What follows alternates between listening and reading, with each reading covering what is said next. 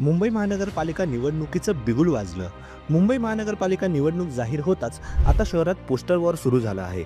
अज्ञात लोकांनी मुंबईतील भिंतीवर पोस्टर्स चिकटवले, ज्यावर लिहिले होते, पायाखालची जमीन एकदा गेली की ती परत मिळत नसते. मराठी माणसा, मुंबई वाचवा. ही तुझ्या अस्तित्वाची शेवटची लढाई आहे.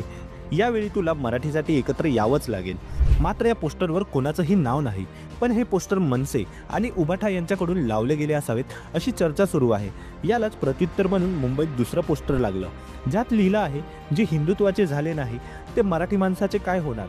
मुंबईकर जागा हो, एका परिवाराच्या नादी लागू नको, मुंबईचा रंग बदलू देऊ नको. BMC is not a family business.